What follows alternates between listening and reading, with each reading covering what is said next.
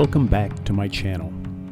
This is going to be part of my What is Oera Linda series, where I intend to look at that question from three different perspectives, one of them being the in-book perspective, let's say. I called it at face value, where we examine the stories and characters of Codex Oera Linda without any reference to the question of authenticity, the real historical context, so to speak. Then the other two perspectives would be the authenticity question, to look at the book from the outside in, which is a bit more involved. And then the third is, what does Oera Linda mean to me? And so an inside-out perspective, looking at the book from the inside out, so to speak, not from the inside of the book, but from the inside of me. And it's a question that I've been confronted with recently a few times in an article, an interview of Goffa Jedensma, who is a university professor, or was, I think he may be retired now, in Groningen, who wrote the seminal work on Codex Oera Linda, basically debunking its historical authenticity. And in the interview, as well as in his paper, he lumps what he calls true believers into basically the category of alt-right, white nationalist types, conspiracy theorists, and then yesterday I was watching some live chat on a new channel, and they looked with kind of ridicule on the historicity of Codex Oera Linda, though I think they surprisingly well grasped the content of the book. You could tell that they actually read it, both of them even. And in the end, they asked the question, so why, now that we've established the fakeness of Codex Oera Linda, why are people interested in the book? And, it's an interesting question to look at. Objectively is not the right answer, right word. They're not looking at it objectively. They've got their preconceived notions about it, whether they're based on their educational background or whatever. And then people like me who have dedicated lots of time to examining and presenting the manuscript. I also have my preconceived notions, of course. Mine are based on, well, that's the question, really. What are my preconceived notions based on? Why am I interested in the book? I don't want to address today why I was drawn to the book in the first place. I was drawn to the book in the first place basically because someone in Friesland told me about the book 25 years ago, and I had a look at it eventually. But now that I've spent the last 2+ years of my life pretty much doing nothing but reading Codex Oera Linda and revising the translation that Jan Ott originally published, then going through and retranslating the entire book based on that translation, and then going back through and revising, and now going through together with Jan and doing a fine tune and looking at some of the words and their deeper meanings, because a lot of the words have very complex meanings.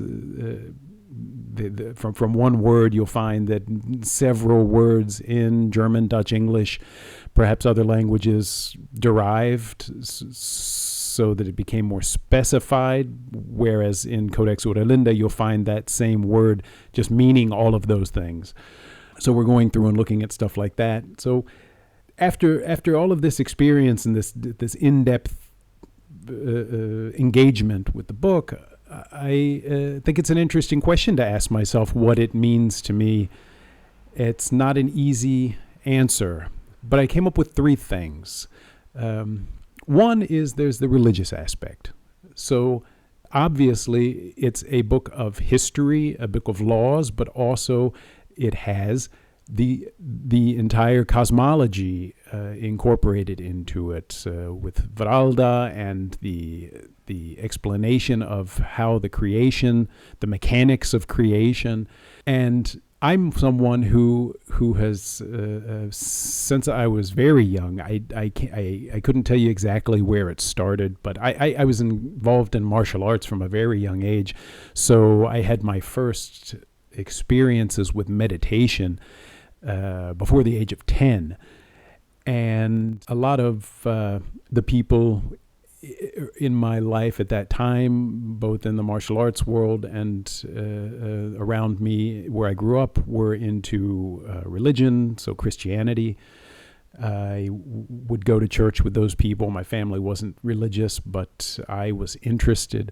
So I've always had this interest in the notion of a God or a creator. I eventually started looking into, I think it was first I got into kind of the Native American traditions, and then when I went to university, I ended up studying Chinese and started to explore the Asian traditions, Buddhism especially. I became fascinated by the Vedic religions, from the what people call Hinduism. I had a phase where I was though I'm not Jewish, I explored Judaism and learned all about the traditions and tried on many traditions from many different religions. And what they all had in common was that they had nothing to do with my ancestry, right? So in every single one of those cases, it was exploring a religion that had a face that looked different than mine. It was exploring religions that involved understanding traditions and cultural norms that were foreign to me. And so there's the very first aspect of my interest in Codex Oera Linda is that it speaks to me in a way that those religions don't, because it has a face that's similar to mine. I'm definitely not a true Freias, right? I'm not a Fries. I'm short. I do have blue eyes and blondish hair when I grew up, but I'm kind of built like a dwarf. My mother's a little over 5 feet tall, and my dad's not much bigger.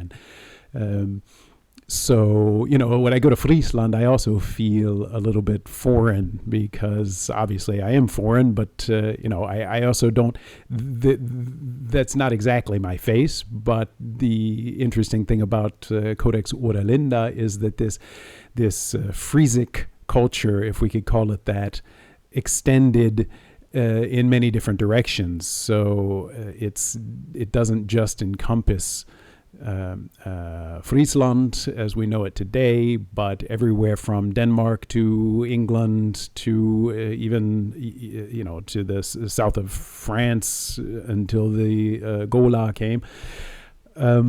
So somewhere in there, my ancestry fits. And there was a time when these stories of creation were probably shared by my ancestors. So that's certainly an interesting aspect of it for me. It's not in the first line a religious text. So that's something that I kind of discovered after the fact, after I started engaging with Codex Oera Linda. And don't take me wrong, it's not about, it's not about ethnic nationalism or something like that. The book makes clear that all three sisters are the children of Vralda, and that we're all one big family, if not one big happy family. But that eventually the three branches of humanity will come together and find a harmonious common ground. And so that speaks to me too, because as a child of the 20th and 21st century, that's an ideal that we were brought up with, and I can't wait. It's going to be grand when some harmony between the peoples of Varalda's world finally takes shape. I was talking to a Muslim friend not too long ago, and we were discussing the similarities between not only the name Varalda and Allah, but the aspects of both. So there's certainly some very interesting aspects in that religiosity of the book that are not limited to the Frisian culture, but that are kind of universal in a sense, but are presented in a way that speaks to me as someone whose roots are European. So that's the first thing. And then the second one has got to be the linguistics of it. So that's what I would say drew me most to the book. I'm a translator by trade. I learned German as a foreign language when I was a young man.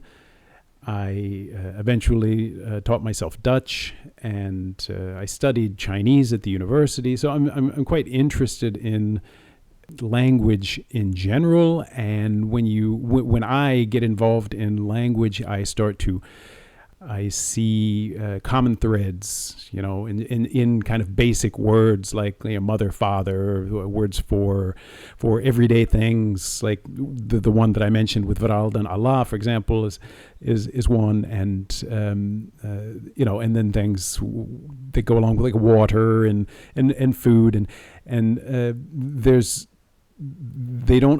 the similarities aren't always obvious. There's kind of a common thread there, but you can't quite put your finger on it. Fortunately, there are some smart people out there that have been able to do that. And my engagement with the book has allowed me to see some roots of words that just in my own language is like, oh, that's what that means. It not only do I know what it was in the Freyas language, or Old Frisian, or whatever this language is. One example that I always think of is the word tar. The word tar in Frisian. So tar, like tar that you use to make streets and stuff, but also tar that originally tar, I guess, would be the sap of a tree, right, which you use to waterproof a boat. And then if you tap a tree to get out the tar, it seeps out in kind of the form of a tear. And so the word tear and tar are the same word, and it makes perfect sense when you get down to it. But it's something you just never think about. You don't know the meaning of the word. You just say tar and tear, and you don't realize it's the same word. I think there's even a third meaning in there that's not dawning on me at the moment, but a lot of these words have two or three different, they can be seen as the etymological source of 2-3 different words and concepts, sometimes even more with different prefixes and suffixes. And I didn't know that this was going to be the case when I first started engaging with the language, but the language just kind of spoke to me. And Old English and Old Freyas are quite closely related. So it's been a pleasure to go through and translate this book in kind of an archaic style of English, which it's not Middle English, but it is a kind of a Middle English style. And it comports one-to-one with the Freyas in many cases, closer in many cases than the Dutch or the German would be. and it's just been a really fun and rewarding and educational experience just dealing with the language. And so that's the second thing, and that's what mostly this channel has been about, right? So I won't dwell on that too much, because if you've watched any of my videos, for me it's all about the language. And then the third thing is it's just a fun story. It's just an interesting story, and the racial undertones of some of the parts, right? The idea that the three sisters are, three different colors, and that their children have three different what would you call it? Temperaments. But that's really unimportant in the grand scheme of the book. It's not about that, and a lot of these kind of critical voices, they make it just about that. And anybody who thinks it's about that basically has only read the first chapter. It has very little to do with that. And as a matter of fact, there's a part later on in the book where they criticize the notion that people from different places are of a different race. I can't remember exactly where it is right now, but it says in there somewhere that eventually the people started to view those other than themselves as different races rather than just different members of different branches of the same family. And so to boil it down to, this is just a book for racists, it's stupid doesn't even cover it, because if you look at any book from any culture, they're all going to have their own point of view, right? They're going to be talking about their own point of view, and the people that are outside of that point of view are generally going to be viewed as enemies or rivals or at least foreigners. And the idea that this book forbids race mixing or something, it just doesn't. It doesn't do that. It just says that we have a certain set of morals, and if we allow those morals to be diluted, then they're not going to be our morals anymore. And that's absolutely the truth, right? That's also historically then what happened. But the core of those morals still exists there somewhere, and that's the cool thing about it, that it's not all gone, right? It's just been relativized, and in some cases it's a good thing. The warnings to keep watch, certainly you can imagine why, given the kind of stories of conquest contained in the book, right? But that doesn't mean that they have to be relevant for someone today. I mean, facts on the ground are facts on the ground. So that's the thing about the book. There's so many relevant stories in it. You can see today's political environment in at least the countries that I follow. You can really see parallels in there at every turn, and perhaps learn some lessons about it. And that's really what the book is there for. There's a few instances where they say, I tell you this not because I think we're going to be able to turn back time and save the old ways or something, but to warn you, to put you on your guard, and so you can see what people are capable of, especially when they gain power. So the book is full of relevant lessons. There's just some really interesting stories in there too, swashbuckling kind of stories. They're fragmentary, so you have to have a lot of imagination. But I do have a lot of imagination. I generally don't need everything spelled out for me. And the more you read it, the deeper you get, and the more you understand the original language, where you're kind of gaining insights that can't be conveyed through the translation because they exist within some of these words that have more than one meaning. You start to get a deeper story than what you're going to get if you just read the translation. And that's in there, and it's interesting. And it's not up to Goffiensma or these bozos with their chat to judge me for being interested in a specific book or to lump me in with something that they think they see somewhere because of their superficial understanding of the material. And that goes for Jensma too, who, he's looked into the language, but he didn't contemplate the language. And you can tell that when you read his famous thesis, The Masked God, it's called.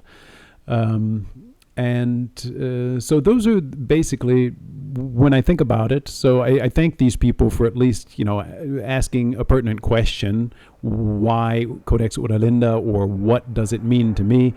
So to sum up, it means a history from a point of view that is familiar to me at a visceral level.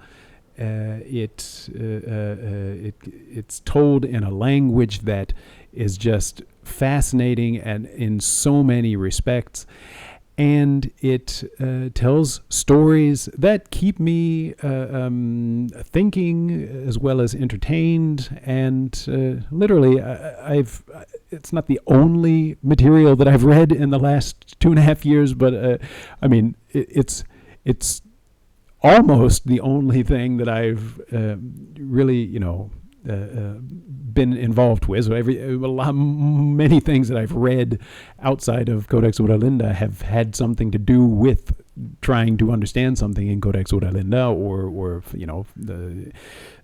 looking at people's point of views about it, or historical context, things like that. So it opens up so many doors to things that I probably wouldn't have taken any time to look at otherwise. And so I'm very thankful for the people who faked the book, or the people, the Frayas people, if that's where it came from, or wherever it happened to originate. I think eventually we're going to solve that puzzle too. There have been some promising developments, and everything from archaeology to the linguistic aspect are just growing daily, and people's interest in the book is growing daily. And the more minds we get in here, the quicker we're going to solve the puzzle, because it is a puzzle. It's an enigma, and anybody who claims to understand exactly what's going on here, and they know this is a fake, or they know it's real, or this or that other thing. No, sorry, you don't know. You have no idea what you're talking about if you think you have it all figured out. It's an ongoing saga, and I'm happy to be a part of it, and I'm hoping that some of you will become a part of it more than you have been, and for your own growth and enjoyment, and also to help the process along. Thanks for listening.